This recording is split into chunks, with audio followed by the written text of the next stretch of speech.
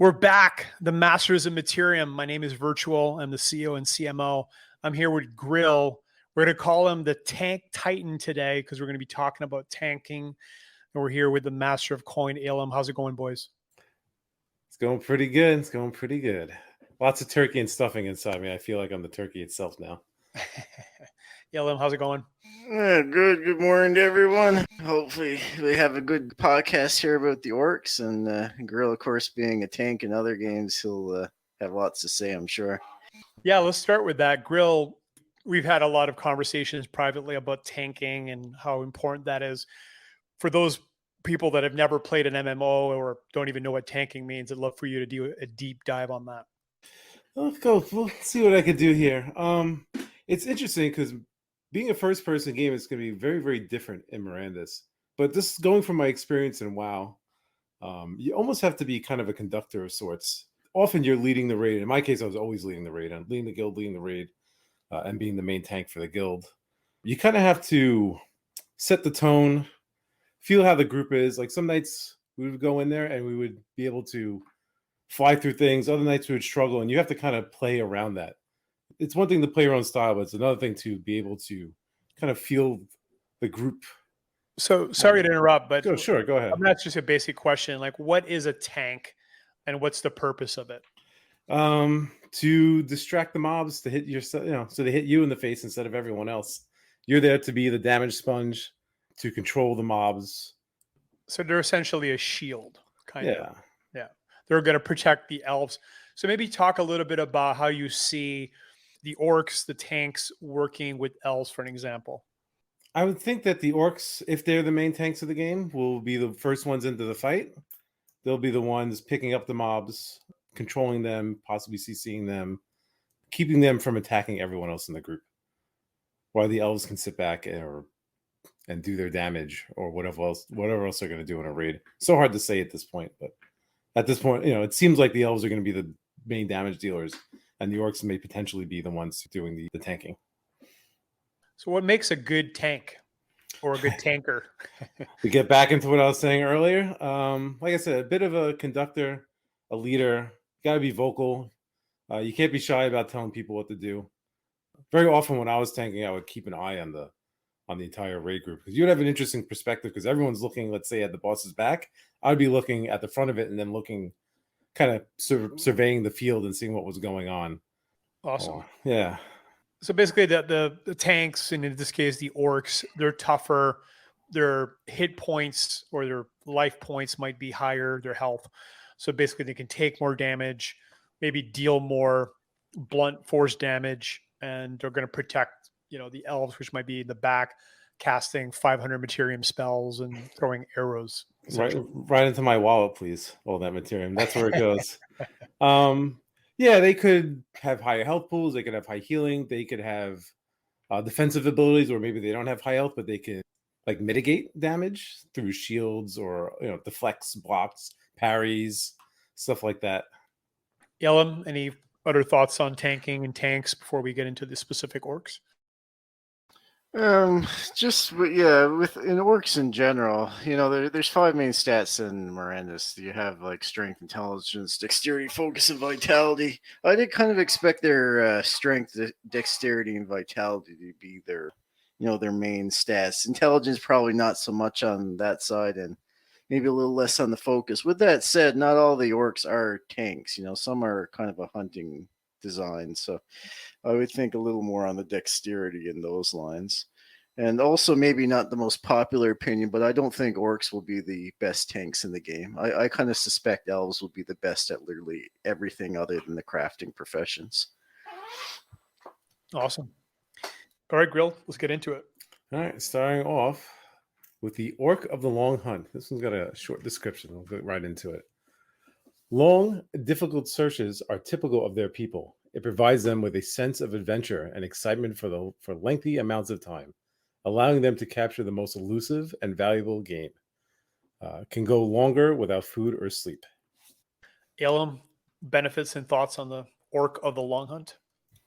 Well, given that we're mostly related to food, I'm not sure how much I like with a exemplar that can go longer without food. But It's like the anti mom exemplar here. But no, it's clearly that's going to be a very efficient exemplar for sure. Less requirements for healing, that coming from the sleep and the food giving you the buffs and stamina regeneration. So, from a cost perspective analysis, this would be a very good exemplar to be using. Given that they can go out hunting, you would assume that they're probably out, killing mobs, that sort of thing. Doesn't say, I don't think, specifically hunting monsters. I guess you could be, hunting for potentially for herbs or for other things as well. But I kind of picture these as the closest to the WoW type hunter that you would kind of expect. Maybe even potentially having like pets or something of that nature. Grill. Just looking at my notes here, I agree with Alan. One other thing I said is that they possibly could have access to areas that other exemplars don't, due to their ability to go without food or sleep for longer. But I agree, we should probably send them all to a burn wall because they're not very helpful towards our goals. By the way, we want to hear in the comments which exemplars that you're excited to play with, whether it's your lead exemplar or maybe you're going to use 2 or 3. So make sure you let us know in the comments. Let's go to the next one, Grill. Okay, so Orcs of Certainty. Orcs are driven by instinct. They are clever, strong, and deadly in the wild. Some people think that their natural abilities give them a distinct edge because they can think and make difficult decisions in the same way as humans do. Some orc tribes have honed their most powerful instincts, giving them a decided edge in hunting, survival, and combat. The Orcs of Certainty are one such tribe. They have embraced a level of insight that's well beyond the comprehension of humans, allowing them to detect aggression and fear in others. These orcs are nearly impossible to deceive, since they almost always have an advance warning. They have a special trait called Trace of Danger, which allows them to detect hostile creatures and the greed and avarice of those guarding treasure troves. Elam. Yeah, so there's a lot of potential speculation on how this is going to work. In my mind, I kind of picture, I'm not sure how many people played Spider-Man for the PS4 or PS5, but you kind of see mobs, and I can kind of envision that a mob would have, potentially different colors or something of that nature to know, how close you are to them and at what point they'll probably turn to you and try to attack, or whether they're just a neutral creature that'll never attack you or something of that general nature. Again, these are, as they mentioned through the flavor text, hunters. So I kind of envision these very similar to the orcs of the Long Hunt, just that they're at a natural level of health regeneration and food consumption, but a little bit more scouty abilities associated with them. So an interesting class. I'd like to see how this one actually plays out. My opinion is this is the worst orc. Again, we'll only know when the game launches, but the only real utility that has value in my mind is potentially avoiding danger. I'm not planning on avoiding danger. I'm planning on chasing it. So that's why for me, he's got a really low utility in my mind. But for players that maybe want to go find herbs or find treasures and things and not engage, then maybe he's got some value. But for me, easily the worst orc. Grill, thoughts? If you think of the orcs maybe as working together as a group, I could see these maybe being the support of the group. And with their ability, they can pick out potentially higher value targets like elites or higher level targets or something of that nature, where maybe you could pin or target certain creatures at a higher value and providing more return on your investment, so to speak. Awesome. Let's hop to the next one. Clearbloods. The Clearbloods are a particularly odd race of Mirandus orcs. With curiosity, even their fellow orcs from other tribes regard them and any other outsiders who see their customs as disturbing at the very least. Unlike the majority of orcs, who are uninterested in the inner workings of their bodies, the Clearbloods have a strong focus on medicines. But to outsiders, most of their dozens of medicines are considered deadly poisons. Some clearbloods are able to build immunities not only to the effect of these poisons, but also to the consequences of all other poisons in the world by regularly administering these medicines throughout their lives. In order to be initiated into the clearbloods, orcs must endure a number of painful procedures. However, as exemplars, clearbloods are immune to almost any poison because of their inherited trait called toxin release. Really interesting class. Elam, thoughts? Yeah, so clear bloods, these are a very niche type exemplar. Kind of jokingly amongst ourselves say that, you know, everything in the game is going to be poison based because if it's not related to poison, they have really no benefit whatsoever. One thing of interest, of all the exemplars that were listed on the store, this one was the one that was selling the worst. And the way that the exemplars worked initially is new series of exemplars weren't listed to the store until all the previous first tier of exemplars were sold. And this particular exemplar was holding back the next tier of exemplars from being sold. So Benefactor ended up buying 109 of them himself, or gifted it to themselves, whichever way you want to look at it, in order to push forward and release the next revealing of exemplars. So myself personally, I think this could be a very, very powerful exemplar in the right circumstances. Another thing that is of interest to me is they made an announcement that clearbloods wouldn't partially be immune to poisons, and more likely they would be completely immune to poisons, which then leads me to believe what's going to happen with the Vox, because the Vox increases an exemplar's ability. So if they're already completely immune to poison, does that mean potentially that a clearblood paired with a Vox could potentially even heal from poison? Or maybe be able to redirect some poison damage or something of that nature. So I find this exemplar actually quite interesting, and given the fact that Benefactor purchased a huge amount of the supply, and that most of the NFTs he has tends to be kind of the best in the games that we play, I actually have purchased quite a few of these particular exemplars. Yeah, I bet your same investment thesis on hopefully Benefactor knows something that we don't, and we're just tailing him. It's possible that there's certain treasures that only the clearbloods could access, right? There could be some treasures in highly poisonous swamps or areas that essentially would just kill every other type of exemplar. So I think could be where the utility is and the value is. Grill, thoughts? Yeah, to expand on what the two of you said, absolutely there could be like poisonous areas that only they have access to. Also with the Voxes, maybe the poison, like you said, could either heal or maybe they could start to actually receive combat buffs. In my notes, I wrote something saying they could take very, very reduced poison damage and in return for like a stacking buff, kind of like a berserker of sorts. They could be high melee damage characters based on how many poison stacks they have, something of that nature. Just all pet speculation, but I agree. They're very interesting for that. That poison is so oddly specific, and there hasn't been mention of many other debuffs in the game.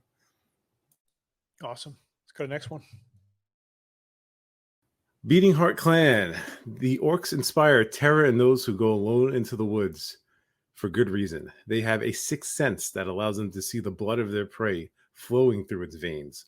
The Beating Hearts clan is a clan of exemplars who have made this sense into an amazing art form.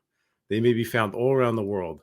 Hunters by profession and inclination, they are killers by instinct. Orcs with this ability can locate heat signatures of light forms around them on the hunt. Elam? So I see a little bit of potential overlap of the Orcs of the Beating Heart with the Orcs of Certainty. They can both kind of see creatures, or at least one sees kind of the aggression of the creatures, the other one actually sees the creature. And I don't really see how big of a difference that would be. Like typically if you see a creature, if it's going to be aggressive, if it's like a small rabbit, and I'm not talking like the Monty Python rabbit, just your typical rabbit, it's probably not going to be terribly aggressive, right? Versus, you see a huge minotaur or something of that nature. So the orcs, and something Grill was saying earlier with how they're going to be support characters, I see this one as a support character as well, and working potentially with a group of other orcs to give, kind of the full picture of, a full hunting party. But they do seem a little bit kind of an overlap with the Orcs of Certainty. So I don't know how much additional value they would truly provide. In my opinion, this is the poor man's Dark Sun. We really believe that the ability to play in the dark is going to be extremely valuable. McCarthy's already said it's going to be more dangerous. Obviously, the cost of the lantern is incredibly high, which makes me believe that it's going to be incredibly valuable. Again, Dark Sun is, one of the most desired elves. So I think for people that can't afford that, either this one or the sensing one, the beating heart one, and the Orc of Certainty could be really valuable for night hunting specifically. So that's what my thoughts are. Grill? Yeah, I agree that they could be a supporty class, where the other one might be more of a buffing class. They could be a debuff class, and since they could maybe put bleeds on a target, since everything's based around blood, or see critical spots on monsters that other people in the party could see if they're in the party with them, something of that nature. Love it. Let's go to the Bone Orcs. Bone Orcs. In the native areas of the Bone Orcs, the jagged limestone cliffs stretch for miles in all directions. These rocks are so common that orc bands have inhabited these cracks and fissures for centuries, forcing them to build their homes within. Only by chance and accident did many orcs meet their deaths as they slid or tumbled. Accidental impalements were not uncommon, especially among those seasoned fighters. The orcs were made to be the ultimate killing machine, and they have remained so ever since. Not known for their great dexterity or balance, but those with the toughest flesh and greatest ability to heal could survive and thrive throughout history. The healing orcs of this region were known by outsiders as the Bone Orcs over time. Their natural healing abilities are so potent that even broken bones are said to be mended rapidly with ease. Having a talent called Improved Mending, Bone Orcs are resilient to bleeding and can heal quickly.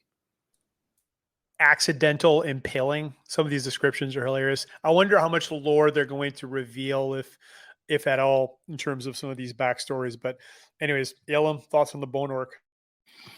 Yeah, so just listening to the description there, they sound like kind of the stereotypical tank, lots of potential self-healing, resistance to, damage, bleeds, that sort of thing.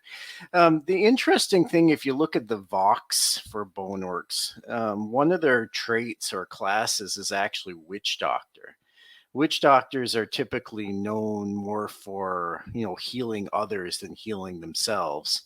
And within their exemplar profile picture, you do see kind of the plus symbol, which is, classic of healing. So I wouldn't actually be surprised if the Bone Orcs have not just improved mending to themselves, but could potentially also mend others. And instead of being kind of like the pure tank class, which they certainly seem like they are, they may actually be more of a supportive or healing type class. Grill? Yeah, I could see them being maybe some kind of, to reference WoW, some kind of a blend of, say, a Blood Death Knight and an actual healer, like a Paladin maybe. It makes sense. Definitely could potentially be a very strong tank. Yeah, that wraps up our Orc review. Make sure you check out our other video on human exemplars and dwarves. And of course, if you're interested in joining the ultimate guild in Mirandus, make sure you check out mastersofmaterium.com. Join our Discord. We are open for everyone, including people that don't even own anything, that just want to play the game. Whether you're a scholar, you just own an exemplar, or you own deeds, we are the guild to join. So check us out, mastersofmaterium.com. Grill, any final thoughts? Not much. Like I said, I think these are better as a group. I think also there might be, in larger raids, you see all these different classes working together in other ways, maybe that are just unknown at this point. There's just not a lot of information in general. So much speculation, especially on the orcs. I think they have the least specific of any of the exemplars, except for maybe the halflings. Elam, final parting thoughts? Yeah, I agree with what Grill said. They're pretty vague. They leave a lot to, to the imagination. One thing that was mentioned that just crossed my mind after you guys said it with regards to the beating heart, typically if you're going to get like, heart shots or head shots or anything of that nature, you get kind of like critical bonuses. So the beating hearts may also have like, potentially some increased ability to get like critical shots and stuff as well, just as a afterthought. But yeah, no, I think that pretty much covers at least what's known of the orcs at this point. Thanks for listening, boys. Take care.